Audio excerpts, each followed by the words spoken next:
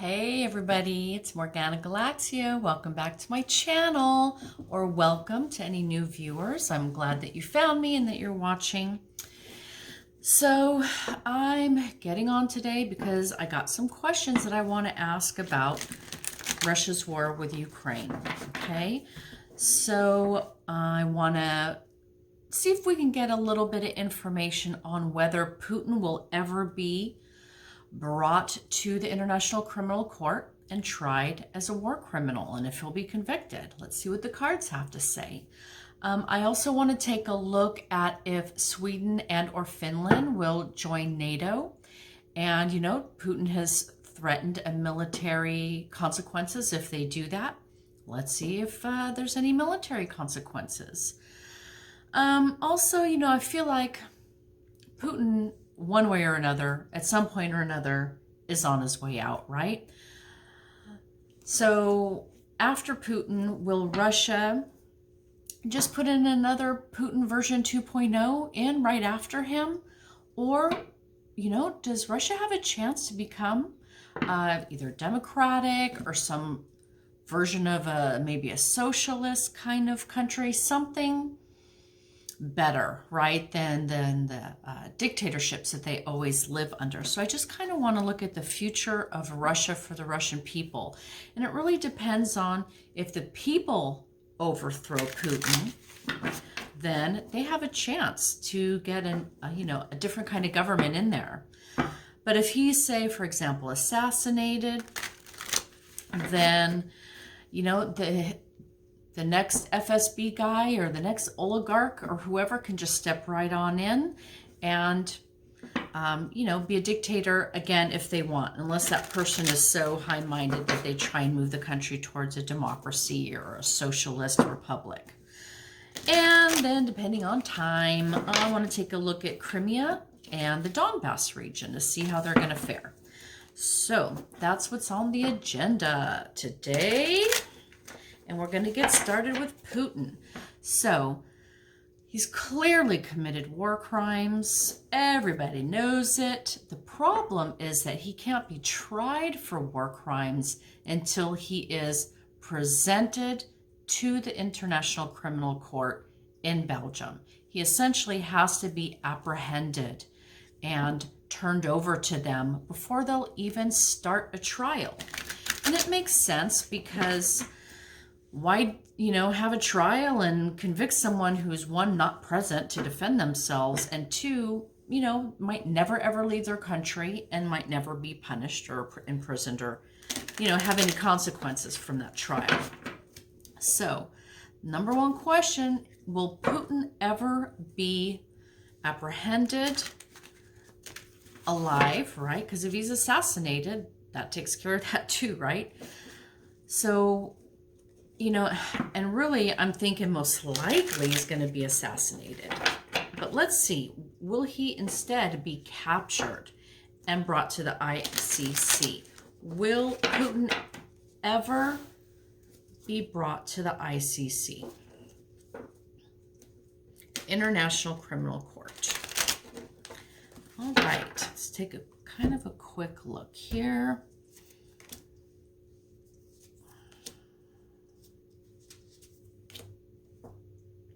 So, will he ever be brought into the court? We're starting off with the Four of Cups. I would call that a no card because this is someone who doesn't like any of their options and who's hesitant in making a decision here. So, no. Okay. The challenge with the Chariot, well, the Chariot's all just about fast action. Fast action. Moving into battle. So, you know, the challenge is he's at war. Of course, we know that, you know, he's at war. Things are moving too fast. There's not a balance there. And for the outcome, we have the Five of Wands, which is a lot of infighting. So I'm feeling that no. Who would apprehend Putin, right? It's very difficult to see, you know, the Hague or any NATO forces or any kind of, you know, because I don't think, so, okay, so the Hague's in Belgium with the court, right? They don't have really troops. If there's any kind of peacekeeping body that would go in, I just don't think that they have the ability to enter Russia and apprehend Putin at the Kremlin. It doesn't look like, you know, there's any good option to make that happen here. And as far as anybody in Putin's circle apprehending him and moving him out of the country, there's too much infighting, too much arguing. There's not enough of an organization and a plan to make that happen. So based on that, I don't think he will ever be brought in person to the International Criminal Court, which goes to say that he would not be tried. But let's ask it. Will Putin, in absentia, be tried, be accused? Well, he's already accused, right? Be tried for war crimes. We know they're investigating. So he's been accused. They are investigating. So really is a trial that we're looking for, right? Will Putin ever be tried in Brussels, Belgium, for war crimes? Will Putin ever be tried? Will he stand trial for war crimes?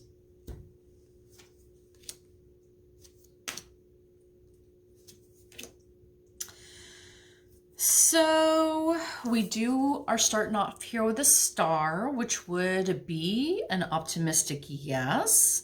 But with the star, you know, it's calling for healing. It's calling for renewal. Trial would certainly do that. The challenge with the Queen of Pentacles is that maybe someone in power might be hemming and hawing, or there's just not enough resources. You know, like physical, monetary resources to get this done. That would be the challenge. With an outcome of the King of Wands,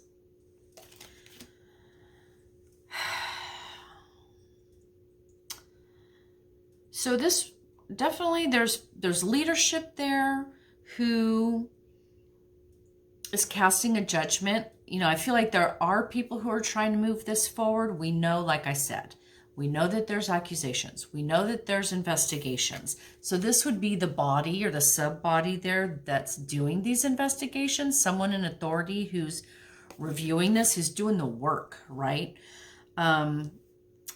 So with the star, there's hope and optimism there. This is saying that perhaps there might be some movement without Putin's presence, some movement forward, towards a trial. So I don't know how that would play out. My understanding is he needs to be present. He needs to be delivered to the ICC before they'll try him. But I did ask if he would be tried here, and we have an optimistic yes, opening that up. And I feel like here's an investigator right here. So there is a challenge with, some resources. So I would I feel like they might make a show of getting started or trying, or, you know, maybe it can go so far. Who knows how far it can go without Putin present. But it does seem like at least an attempt will be made, because they are looking for some healing, some resolution of this matter. Okay, so let me just throw in a really quick, show me Putin's final outcome. Show me Putin's final outcome. Just a very quick final outcome for Putin. How is he going to be removed from office? How will he be removed from office? If you could show me, I'd like to know. Assassination, apprehension, old age, poisoning, right? Whatever. Being voted out. That would be the best if the people could, if he could lose his next election, right? How will Putin, what's Putin's final outcome? How will he be removed from office? Money. Ooh, the devil. Okay, guys. So big money. This is the Ten of Pentacles, okay? Extreme wealth, challenged by the devil. The devils. The challenge with an outcome of Three of Swords. So what this is telling me is big money people, oligarchs. You know, when I say, I gotta admit, when I say oligarchs, I'm really referring to all of Putin's inner circle. So, you know, some people draw a distinction, and they should, between the oligarchs and like the FSB, right? The political apparatus around Putin, the security apparatus around Putin, because they are different. Up until this point, I've been kind of lumping them together because they are all super wealthy. But the oligarchs are not technically a part of the government. They own the big corporations, right? The big power companies and the communication companies, and they're super duper rich and, you know, live all over the world and, you know, take their yachts, and they're basically kind of more freer agents than like the FSB or the military or the political class, the security class would be. So with that said, I kind of still tend to lump them in. So what I'm saying here is someone with big money. This is someone with the wealth. So an oligarch, but it could be one of those super wealthy FSB intelligence types, but somebody with the means, okay? This is a lot of money here. They're done with Putin. Somebody is just done with Putin. They see him as the devil. He is doing nothing but causing trouble, getting their yachts taken away, imprisoning the FSB people. He's corrupt, he's cruel, he's violent. These people see it. They might not be able to tell him what they want to say to his face because he'll imprison them, right? He's a dictator. They see him as a dictator. One who's gone bad, if he hadn't been bad already, with an outcome. Betrayal, you guys. Betrayal. He's going to get stabbed in the heart. So I don't know if this is an oligarch or an FSB person or, you know, who specifically this person is, but this would tell me that he's going to be betrayed, stabbed in the back, and that's how he's going to be removed from power. So maybe I can do one clarifier. Okay, Eight of Cups. I was going to ask, like, stabbed in the back literally, you know, is this guy going to be dead? But for a clarifier, I'm getting an Eight of Cups here, which is having to walk away. Having to walk away before you were able to complete what you wanted to complete. You got to leave everything you've done behind you and just, it's a new start, a new destination. So Putin's not going to be able to finish what he started. He's going to have to walk away, take losses, and head in another direction here. So I would just say I don't see, this isn't indicating a physical assassination, but it does indicate a removal from power before he's able to complete his plans. So he's going to be removed through, treachery, backstabbing, through being betrayed by someone who has a lot of money. Okay, so Sweden and Finland. So I was just, hearing a little bit today about how Russia had invaded Finland like in 1939. I didn't know that. They don't really teach a lot of Finnish and Russian history in school, right? But basically they did to Finland, in 39, 40, what they're doing to Ukraine now. Just basically rolling in with massive forces, massive artillery, right? Just overwhelming force rolled into Finland. Thought they would take it over in a couple days. Thought they would decapitate the government and install puppets. Exactly what they're doing to Ukraine, right? Why? Because Finland was a threat. That's what they told their people. Finland was a threat. Vastly undernumbered, underpowered, undermanned, undermachined, underweaponed, however you want to say it. Finland never attacked them. There was no real reason, right? So again, just like Ukraine, it's a fake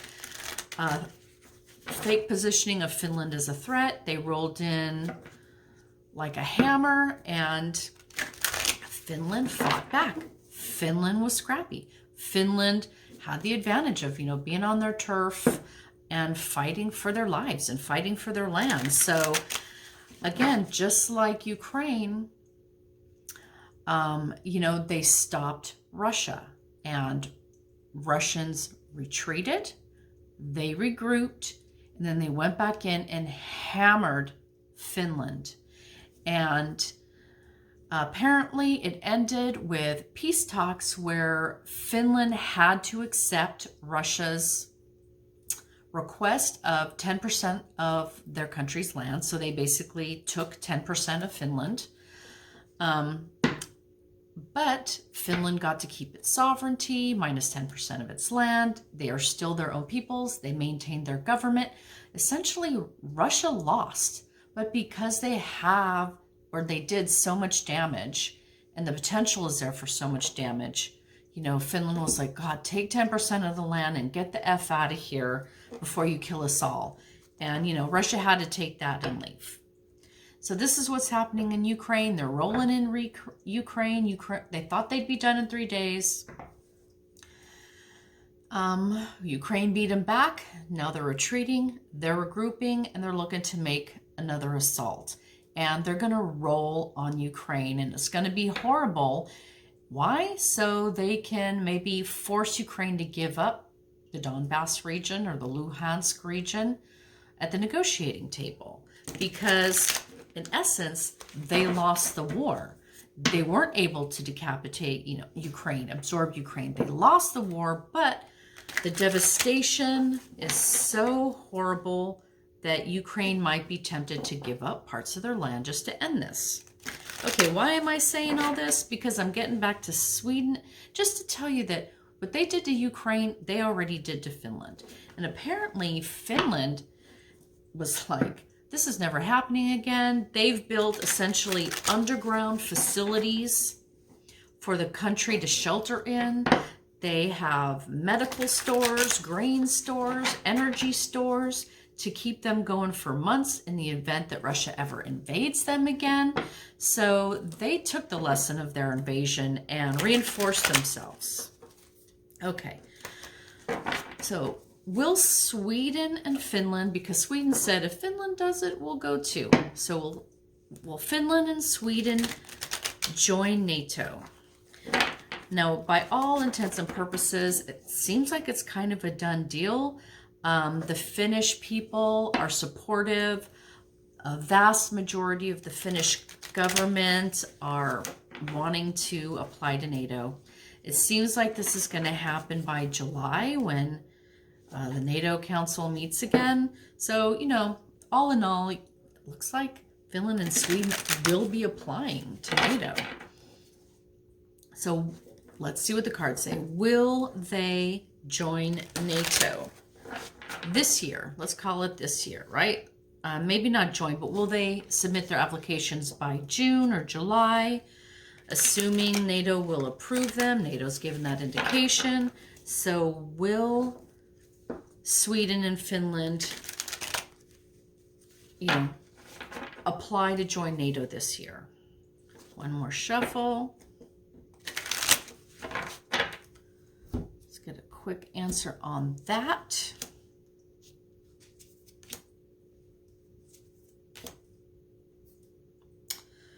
Okie dokie. So, okay, Page of Swords. All right, this is presenting as a Page of Swords. So, we got a Page of Swords, King of Pentacles, Five of Swords. So I guess what I'm feeling is they're going to be threatened. I feel like this is the threat from Russia. Oh, they're going to have to think carefully if they want to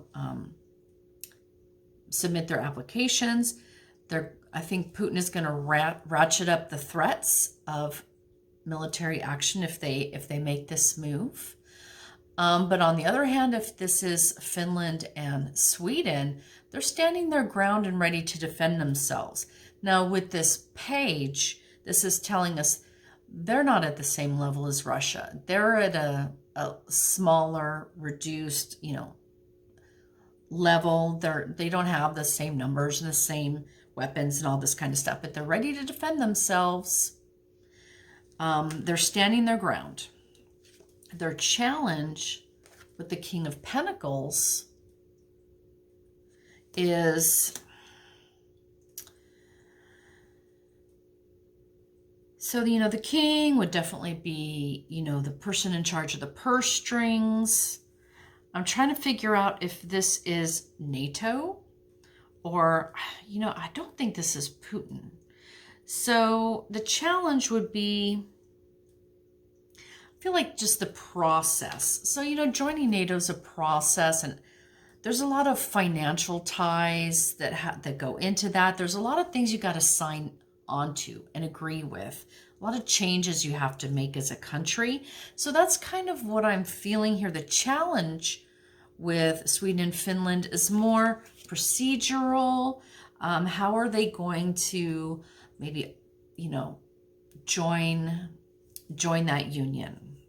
Maybe they'll need to go through the European Union first. Are they going to join the European Union, take up the euro, their monetary system? How are, these technicalities is kind of what I'm getting here.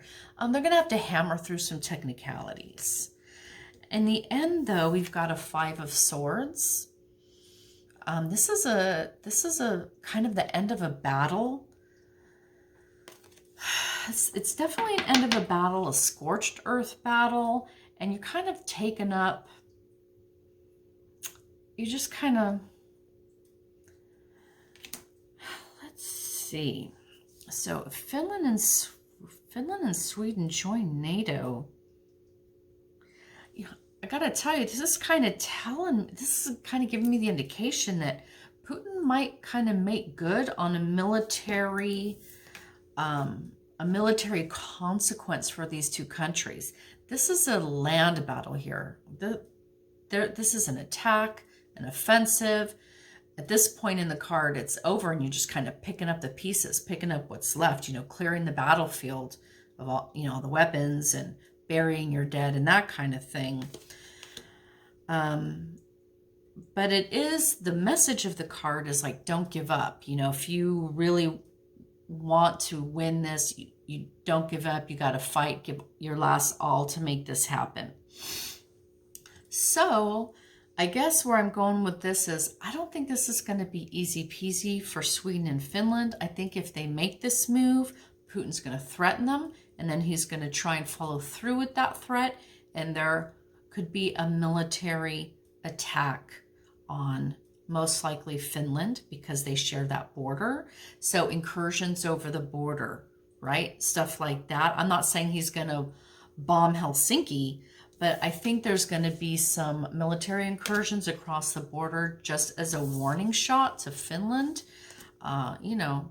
Be very careful what you're trying to do. That's the feeling I'm getting there. But I also am getting the feeling that Finland and Sweden, they're doing this for a reason. They need people to cover their backs because Putin can attack them at any time. They're going to stand their ground. They're going to fight it out. I think, and this is the mistake that Putin's making, right? The more that he attacks people, the more he's pushing other countries into NATO's arms. It's the irony. He's getting the opposite of result of what he's intending. Okay, let's move on. I was going to ask about military consequences. I think that reading told us that. So, Russia's next president. What is that looking like? Are they going to end up with just another dictator? Some other oligarch who's going to, rob the Russian people of all their wealth and buy 5 yachts? Or can they get someone in who cares about the people, who wants to stop corruption? And, it seems like a little far-fetched to see Russia go towards democracy, but they certainly could go for some French version of socialism, something that's for the people, right? Just not a dictatorship, not an oligarchy. what is Russia's future? You know, what kind of government are they going to have with their next president? That's what I want to know. What's Russia's next president going to bring in to the government? What kind of government is Russia's next president going to have? All right. What is Russia's next president going to bring into that nation? Russia's next president.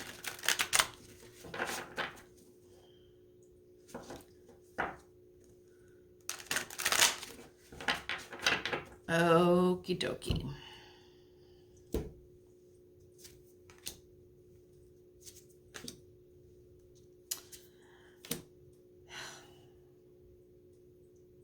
Okay. So, what are we starting off with? We're starting off with the Four of Cups.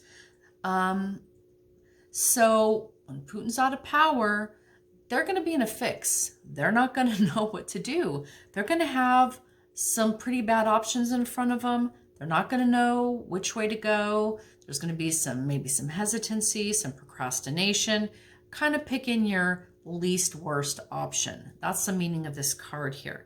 So I am getting the feeling that once Putin's gone and the country has to pick another leader, they're going to be, not that guy, not that guy, maybe not this guy, maybe not the oligarchs, maybe not the intelligence state, maybe we don't like these choices, we're done with these choices, we need something else, okay? They're waiting for this divine opportunity to come down to them to give them something better. Their challenge is the Six of Cups. So, the nostalgia card. What this is telling me is this idea of this is Russia's problem and this is Putin's problem, this nostalgia. Him wanting to go back to, reform that former Soviet Union, rebuild, Russians' glory and, their power, their spheres of influence across the globe, hearkening back to the good old days when Russia was super powerful. They just have this mentality and they just can't let go of it. And this is part of what I'm getting here, is this is holding them back. As far as the government, this yearning for past glory is holding them back. You can't go backwards. You're not going to get those good old days back. The other side of this card from you guys is part of the problem with the Russian people is they've never lived in a democracy. They've never lived in a socialist government. They don't know anything else. And it's hard to miss what you've never had.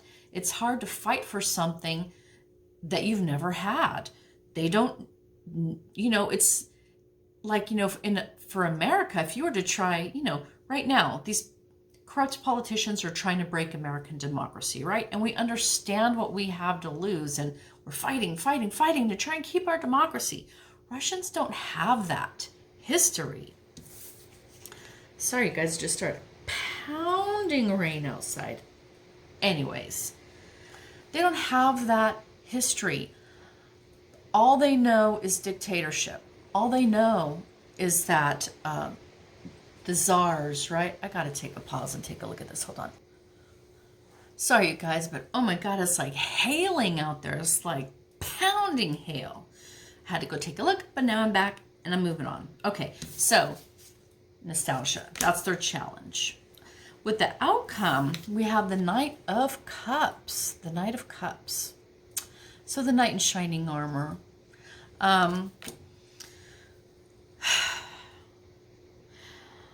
So yeah, this is the hero. The Knight of Cups. That's your Knight in shining armor. That's the hero come to rescue you. There's a shadow side of that card. But I think with this reading, I'm going to go for the best version of this card and think that there will be a candidate who is going to come and be the national hero, offer healing, offer compassion, offer something for the Russian people to be proud of, you know, something that they can put their hearts into. You know, this is the cups, right? It's all about the heart, the emotions, pride, love, compassion, all those wonderful things.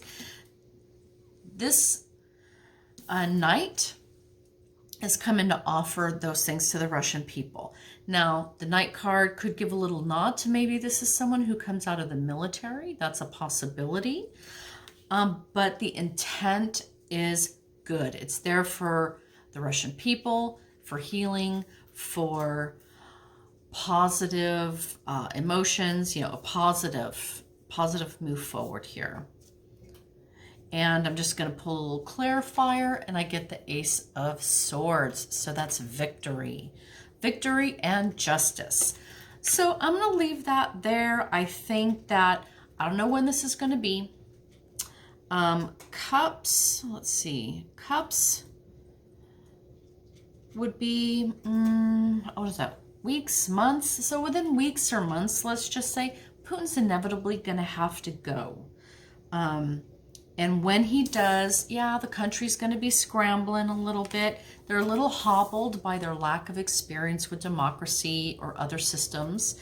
And just that always looking backwards to their past, right? They got to get beyond that.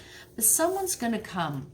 There is a hero riding to the rescue here. A hero riding to the rescue, and he's promised victory. So that's where I'm going with that. And I try to keep these under half an hour, but let's just throw a couple quick cards for Crimea and Donbas. By the end of this Ukraine war, so, you know, Russia's kind of, the Donbas region is still technically a part of Ukraine, but, you know, Putin's been pushing Russians in there and causing a lot of fighting, so it's a contested area. Crimea, he's already taken, already annexed. So but I believe Ukraine is saying, no, you can't have the Donbas, and hey, we want Crimea back. So let's see how this goes. Let's start with the Donbas. It is technically still a part of Ukraine, a lot of Russian speakers, a lot of violence there because, you know, Putin keeps pushing Russians into that area to create that sort of conflict. So the Donbas region, Will Ukraine keep the Donbas?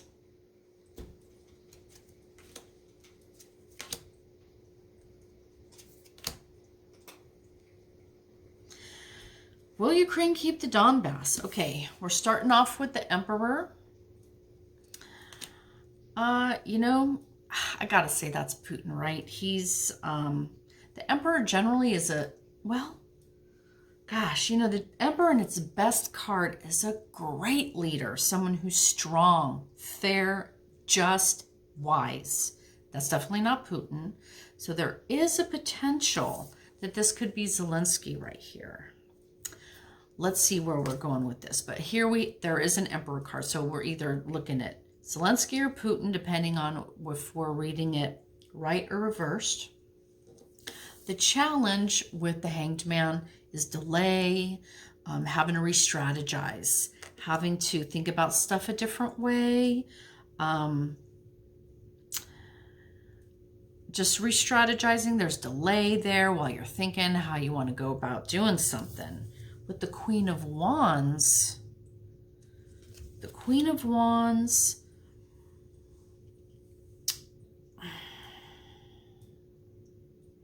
let's see. She's not telling me here. So obviously there's going to be negotiation. They're going to be reviewing this, both sides. Do they want to do this? I'm just pulling a clarifier here. We have the Three of Wands.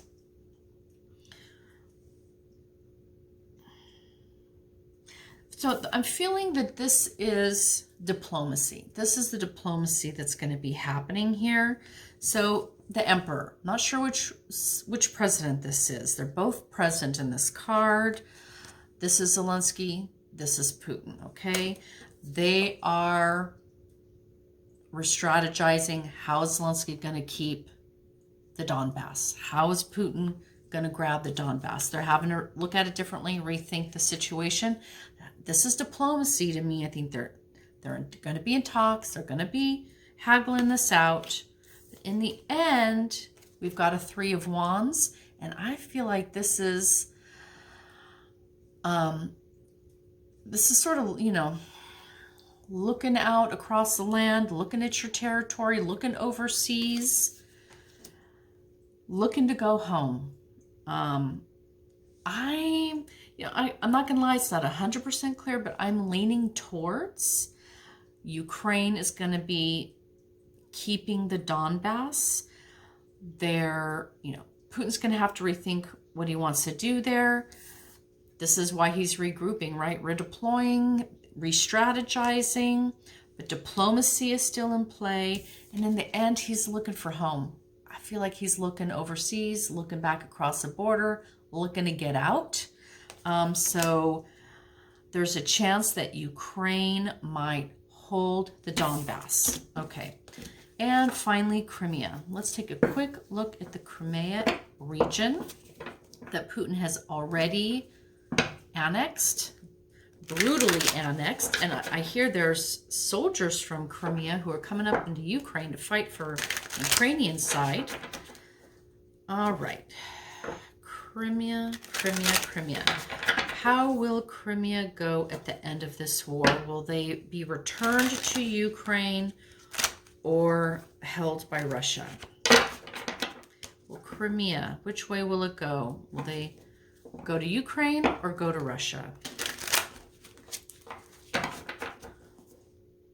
Crimea. Held by Ukraine or going to Russia? Let's see what it says here.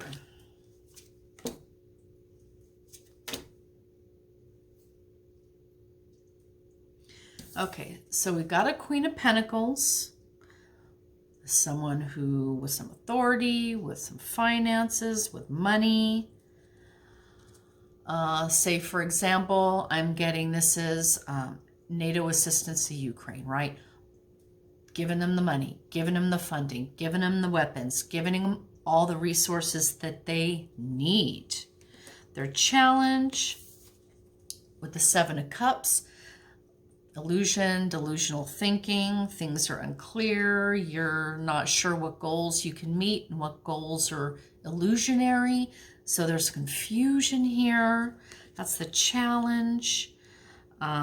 With the result, though, we have a 6 of Cups. That's that nostalgia card again, going back to how it used to be. And how it used to be was Crimea was a part of Ukraine. So the message I'm getting from these cards is that with NATO assistance, the Ukrainians are going to fight it out. There's going to be some battles they win, some battles they lose. There's some struggle there. There's some illusion there. But in the end, they're going to have a return to the good old days. The good old days when Crimea was a part of Ukraine.